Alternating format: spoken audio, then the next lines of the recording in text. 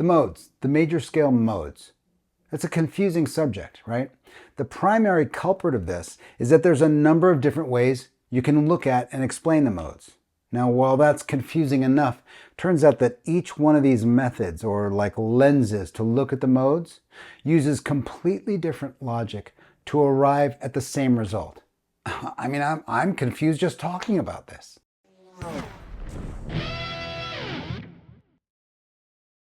Welcome back to the channel. My name's Chris. Today you will learn to see the modes through triads. Now, I'm a big fan of getting guitar players on the knowledge bus, sort of exposing how music actually works and bringing that through the fretboard. I feel this shortens and smooths out our journey as guitarists. No matter what you think about actually studying music, like is it evil or is it okay, more knowledge is always helpful. Now, the major scale modes have always been sort of a speed bump for guitar players. I know they were confusing for me. When I first heard about them, it was through some of the, my favorite guitar players were talking about stuff like Mixolydian, or I wrote this piece in Phrygian, or I use Lydian here to make, I was like, what? So when I turned to learn this stuff and I went and started trying to figure out what they were all about, I was confronted with all this conflicting information. So it was really hard for me to make heads or tails of this. Well, it turns out any musical tool is something you really need to be able to hear to use, right? So all the information won't help you until you can actually hear it. So I developed a quick and simple exercise to both see and hear these major scale modes, right? To really start to get them under our fingers and in our ears. I'm going to briefly and simply explain how scales and chords work, because we need that information, just a little bit of information to get started. Then I'm going to set up a set of constraints on the fretboard to keep all the information in one spot so we don't get overwhelmed or get lost. And then in that one spot, we'll project each one of the modes and put it around a simple triad. The result of this will be that you'll be able to hear and see the scales. And if nothing else, this should at least give you a good start, right? Sort of spark the curiosity to find out more about these mysterious scales, because you'll actually be able to hear them and use them. All right, let's get started. Okay, I'm going to play what the exercise looks like. Then I'm going to do a little bit of explanation. For each one of the modes, we'll play the triad it generates. I'll explain that in a second. Then the mode itself, and then the triad again. This helps us to see how the scale lays out, as well as hear its unique sound. Right? So there's a couple things we got to cover first before we jump in. First of all scales feature a formula. That formula is a series of numbers based on the major scale. This is an A major scale. Here's the formula. The major scale is sort of the ruler of all things. These are the numbers we use to sort of define just about everything else in music. Practically every time you see a number in music theory, it relates to these 7 numbers. So each scale formula can be seen then as an altered major scale. The formula will show us which of these notes are different from the major scale. In other words, which of the 7 notes we would need to change or alter to make that new scale. Let me give you a demonstration of that. So here's the major scale. We've got that all figured out. Here's our 7 notes. 1, 2, 3, 4, 5, 6, 7. And then we're back to the root. The Lydian scale, for example, has a sharp 4. So, which means I have to alter that 4th note. Sharp means going up in pitch. So I have to raise the pitch. I have to go up in pitch. Flat means I have to move it down in pitch. I have to lower the pitch or move it down the fretboard. So to play the Lydian mode, I would just take the major scale, 1, 2, 3, 4, and this 4th note, I would sharp it. I would bring it up in pitch. So there's my new sharp 4. 1, 2, 3, sharp 4, 5, 6, 7, root. Sounds different. It's got that sharp 4 in it. That's what gives Lydian its sound, right? The signature sound of Lydian is in that sharp 4.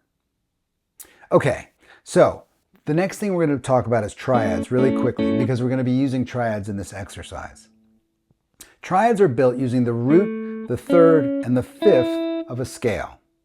We combine these 3 notes, root, 3, 5, to make a triad. So as you can see, the major scale has a root, a third, and a fifth in it. That's a major triad. When I change this now to the minor scale, you can see that the third has changed. When that third is a flat 3, this is called a minor triad. So each one of these scales, when we see which kind of root, third, and fifth it is, that'll tell us what kind of triad that the scale generates. Okay, so we're going to be doing all of this on the A as our root. We're on the D string, 7th fret. That's an A note. A is going to be the root of all of these modes. I'm going to bring in all of these different formulas, and we're going to use them and start them all from A.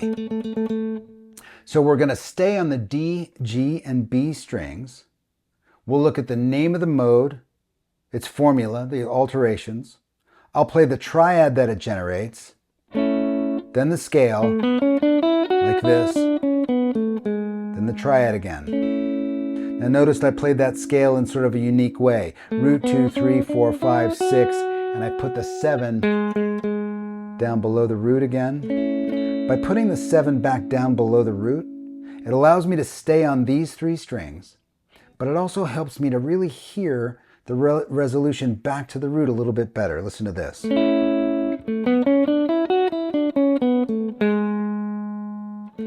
Right? It lets me hear that tension before resolving back. Okay, so that's how we're going to do it. We're going to start with major because that's the ruler of all things. The major scale is also called the Ionian mode. As you can see from the formula, it generates a major triad. Root 3, 5. Here's the scale. And there's the triad again, right? This is our ruler. This is the thing in music that sort of stabilizes everything. This is where we compare all of our information against this one thing. Okay, the next mode is called Dorian.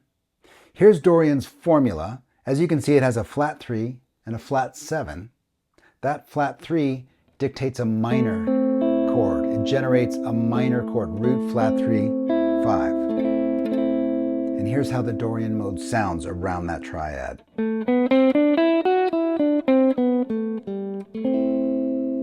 There's our Dorian sound. It's a minor mode.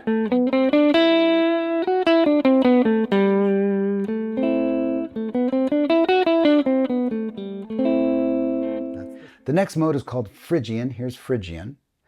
The formula is flat 2 and flat 3, flat 6 and flat 7. That flat 3 generates the minor triad, so this is a minor scale, right? Here's how it sounds.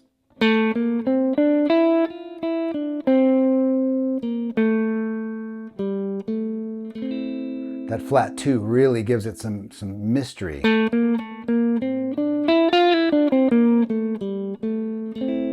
So this is where Phrygian gets its sound. Right? Building that minor triad and having that flat 2 in there gives you the Phrygian sound.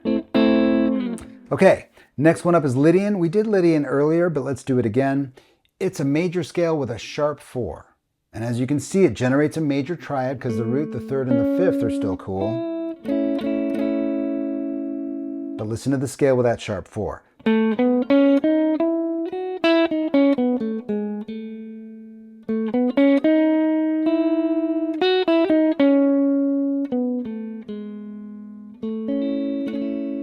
That sharp 4 is the real indicator for Lydian.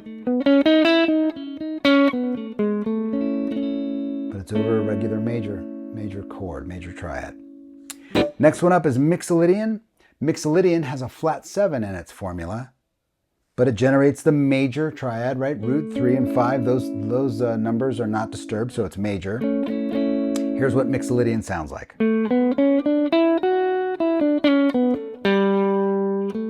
It's that flat 7 that gives Mixolydian its sound.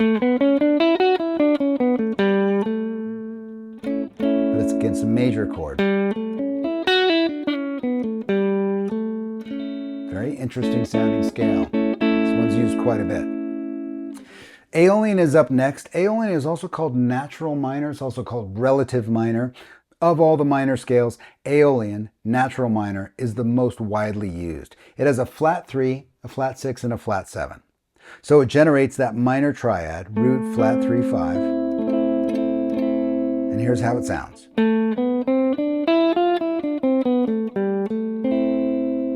This is the quintessential minor scale. When you think of a minor tonality, when you think of a minor scale, this is the one that you would hear in your head. Here's Aeolian. Last one up is Locrian.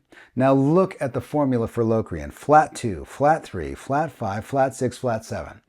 That's a lot to think about. But if you notice right off the bat, our triad is messed up. We've got a root, a flat 3. That's usually going to mean a minor triad. But it also has a flat 5. This flat 5 makes this triad diminished. It's the only mode that generates a diminished triad. Very, very heavy and mysterious and tense sounding chord. Here's what the scale sounds like.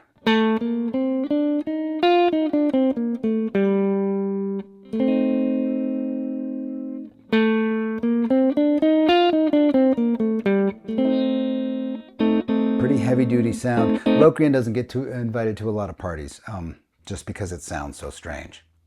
Okay, let's return to major just to sort of do some sonic dental floss here.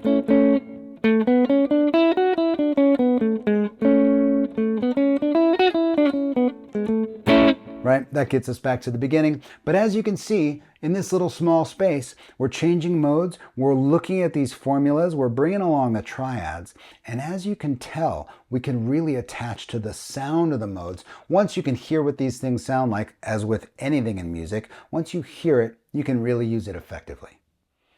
Okay, maybe this is yet another way to see the modes, right? Maybe I'm adding confusion. However, I really believe that using this method, just doing this one thing, if you're not really familiar with modes yet, this should be able to get you in there. Sure, you got to do a little homework first. You really got to get some knowledge and pull that knowledge through the fretboard. But once you start doing that, and then you're able to really hear the results, you're going to generate tools like the modes or triads or whatever that you can actually use.